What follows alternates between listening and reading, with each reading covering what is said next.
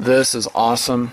This has a lot of meaning to me, the Dominion Tank Police, because this is one of the oldies that a lot of people, miss. This is, again, this is concept created by Masamune Shiro.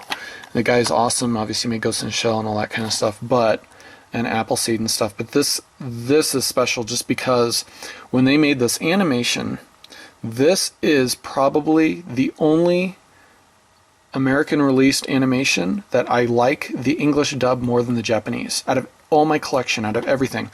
And you'll know quickly I am very anti-dubbing. I do not like dubbing whatsoever. But I love Dominion Tank Police English dub. I prefer to watch the Dominion Tank Police in English more than the Japanese version. It's the only one I can say that about. The Japanese version isn't bad, but the English adaptation of it is so much better. It is so much better. They did such an amazing job. The actors are not like the actors they use in anime today for English. The actors were a completely different level. They're like, they were like the actors that you'd see in, Inspector Gadget and the Disney, TV shows you'd watch in the, the 80s and the 90s and stuff.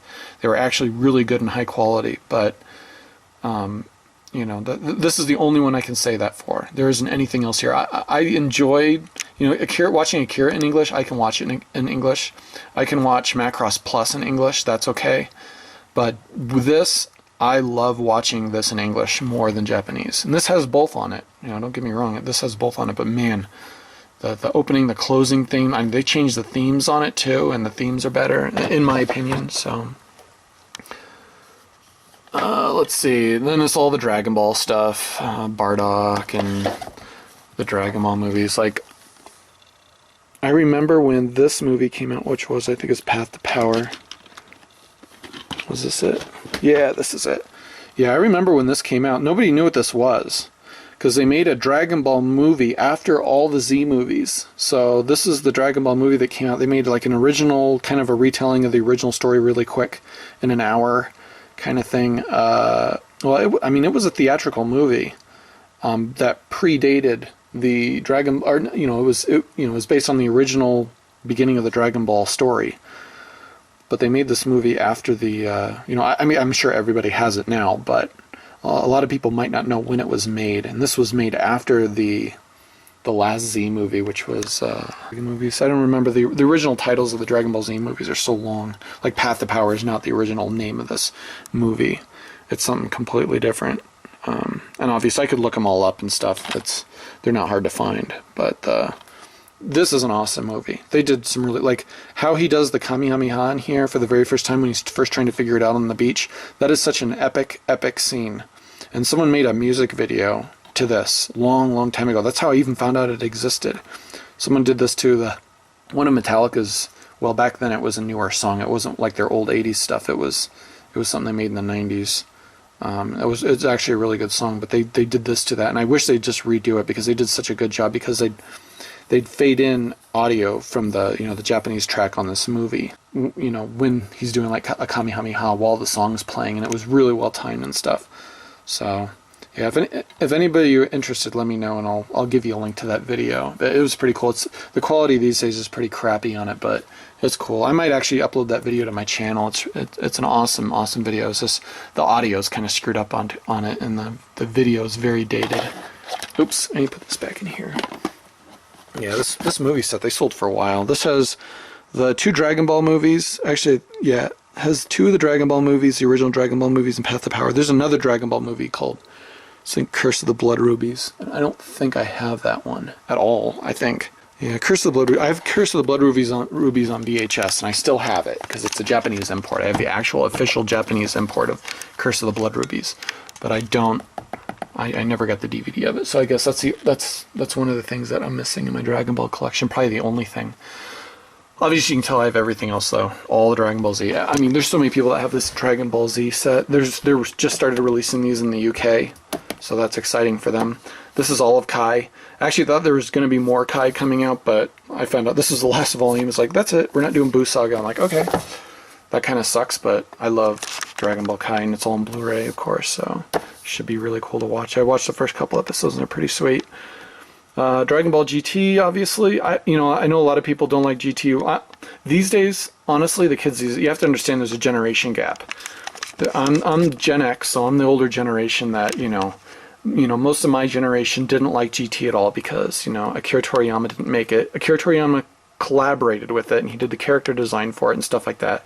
It's not like he wasn't there when this was being made or anything, but it wasn't published in manga form. This was released to anime only, and that pissed a lot of the fans off, so they don't take it as official, and a lot of them don't denounce it and don't like it at all. But honestly, GT is really good. It's more Dragon Ball. It's like, what if they made more Dragon Ball? That's pretty much what it is. And then obviously all of them. This is History of Trunks. This is like the original. This is like one of the first time they ever released it on DVD, which is, this is the exact same cover as the VHS cover, because I had it on VHS too.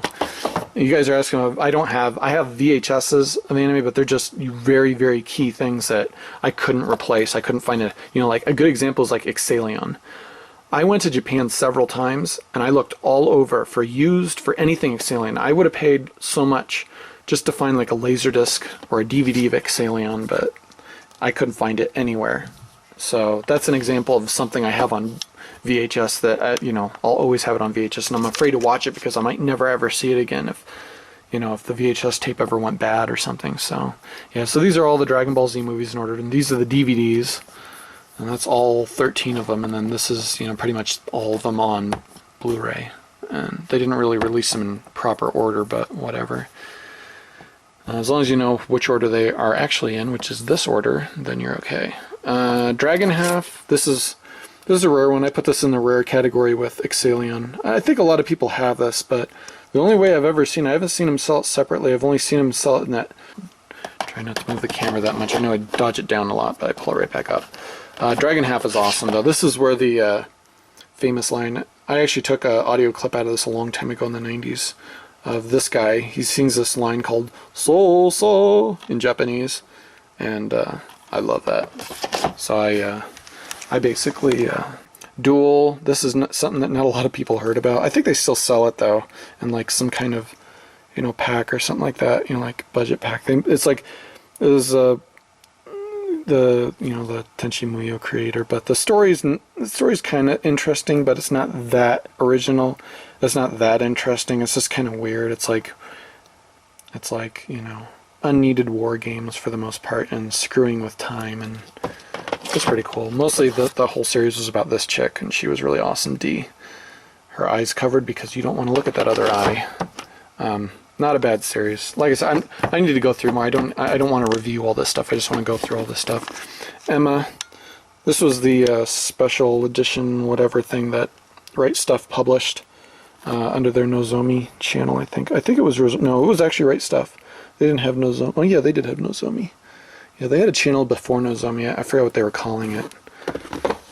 But the people that pre-ordered this, before they even started the project or something, got their name in the credits. So my name is in the credits of the end credits of like every single disc or something like that, which is awesome. Those Who Hunt Elves. This is a really, really, really, really funny series. A lot of people have this. Elfen Lied. I don't need to say anything about this. Everybody knows what this is. If you don't, go look it up. You might not be into stuff like that. I'm not really into the horror stuff that much, but some stuff is just really, really well made.